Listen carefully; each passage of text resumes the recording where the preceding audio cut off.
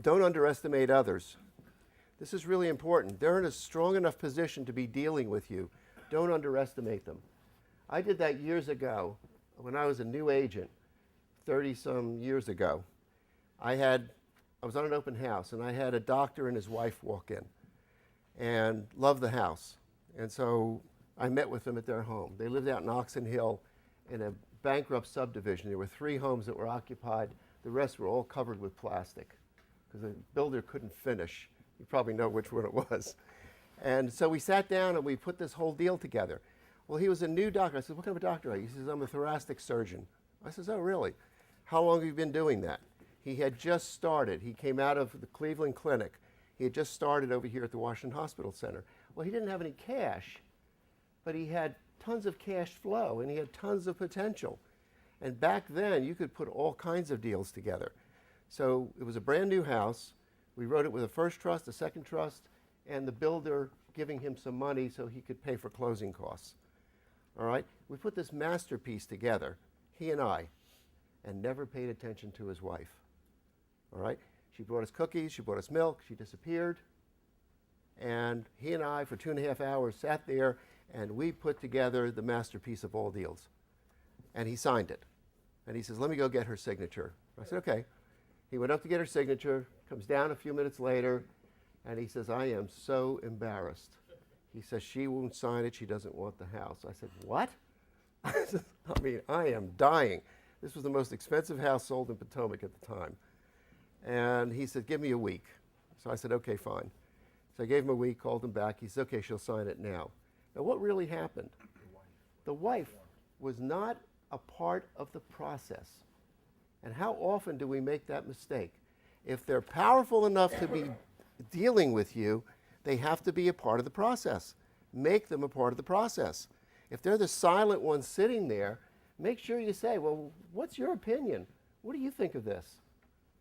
And make sure you involve them in the process. It's important. It's so important. Because sometimes the silent one is the powerful one. And we don't realize it. We deal with the other. We had another situation in Potomac with land. There were 5 heirs to a piece of property on Falls Road, right across from Normandy Farms. I forget what the subdivision is now. Do you know what that is? Yeah, okay. It's right across from the golf course. There's a whole subdivision there now. Well, anyway, at the time it was raw land. And we had it on the market for $1 million.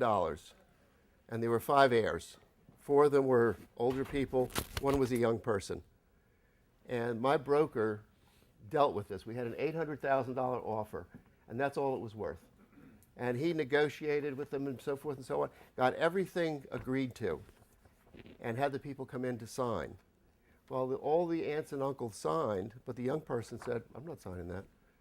My grandfather said, don't sell that property for less than $1 million, and I will not sign unless I get $1 million. And a deal didn't go through. We didn't deal with the right person.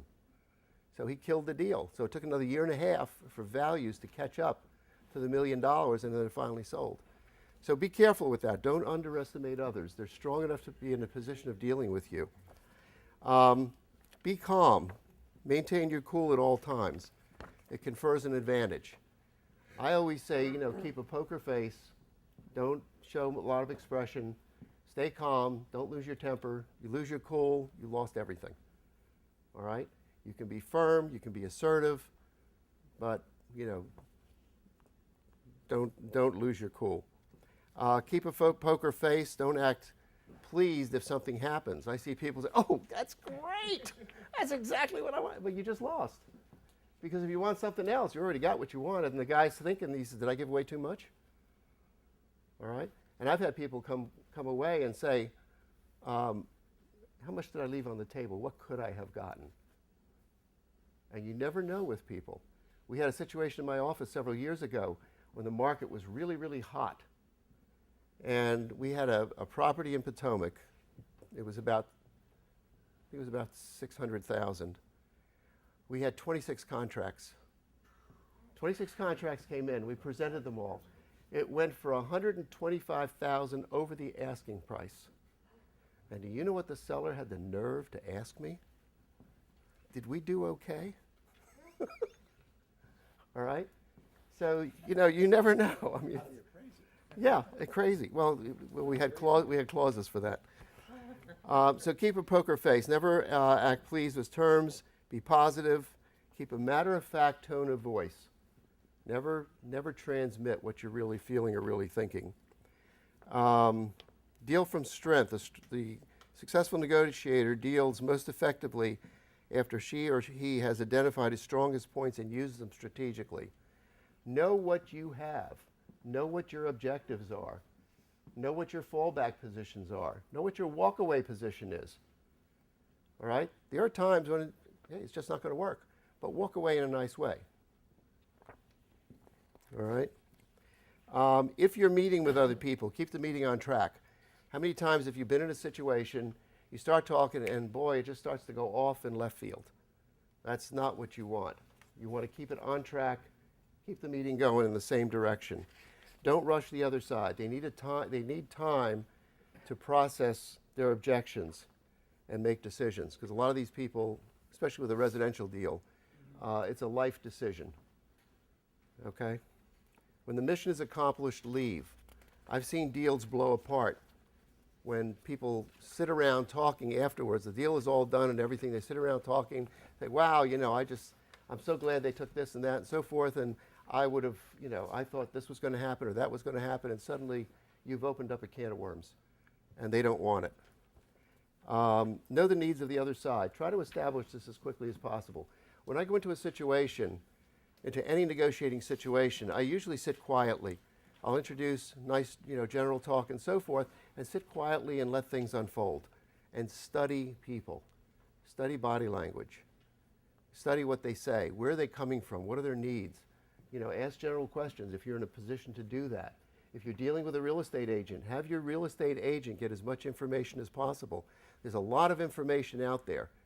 You get a tax record, you can see what someone paid for it. You can see what the history has been for this house when it's on the market. What did it start out as? Was it on the market 2 years ago and it didn't sell, and then they rented it for a couple of years, and now they're putting it back on again, and it's been on for 180 days, and now they've just reduced the price? And what did they buy it for initially? How much do they have invested? What is their motivation? Where are they moving to? How soon do they have to move?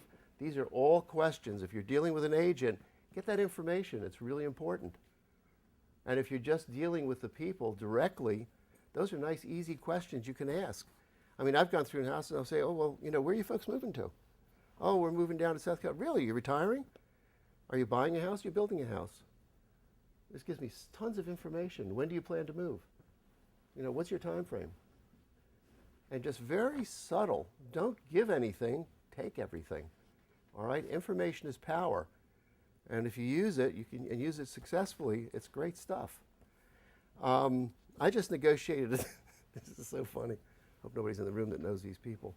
I just negotiated a deal about a week ago. A very nice house locally. And I always ask to be at the presentation. It has gotten to a point now where agents fax contracts in. All right, it's the worst thing you can do.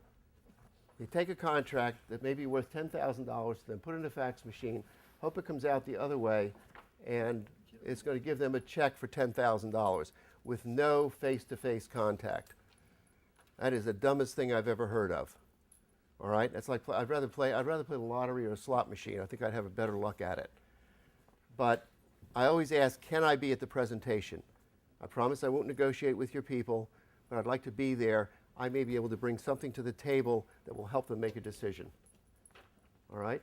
And it was interesting. These people had taken care of this house beautifully, beautiful gardens and so forth. The person that I had that wanted to buy this house was a single person coming out of an apartment. And I said, you know what, would you like to have the lawnmower and the garden tools? Because these people were moving out of the country. They can't take that stuff with them. I said, yeah, I guess so. Otherwise I'd have to buy it. It's okay. Put it in there. All right? They had a tree in their backyard, the most gorgeous oak tree you have ever seen. Must be 100 years old. Had a trunk that was just huge and branches going out. It sat right in the center of the yard, about 3/4 of the way back. Just absolutely magnificent. It looked like, if you reduced it, it would be a bonsai. It was just absolutely gorgeous the way it was. And So at the table, I said to the people, I said, you know, you folks have done such a wonderful job with this house. And one of the things that my party would like, has asked for in the contract, is your garden tools and your lawnmower so they can keep up what you have done. And they looked at each other and they smiled a little bit. And there was another offer there. And I said, and the other thing I would tell you is that tree that you have in the back is so magnificent. My party has said they'd love to sit on the deck with a glass of wine and just look at that tree and soak in the relaxation. All right? We didn't have the best deal, but we got it. All right? And I asked the other agent, I said, what was was the other contract good? She said, yeah, it was actually better than yours. She said the thing that did it was they had put, these are people from another country, they had put so much into that garden. It was their life, because they had completely redone that yard. And they had put in, you know, different things and plantings and so forth. And I said, you know, my party would like to know what you've done, what's going to come up in the spring, how they'll be surprised, all that sort of thing. That was what made the difference. It was just that little thing. So be aware of that, as little things like that can make a tremendous difference. Put that on your fax cover sheet? Yeah, I could have.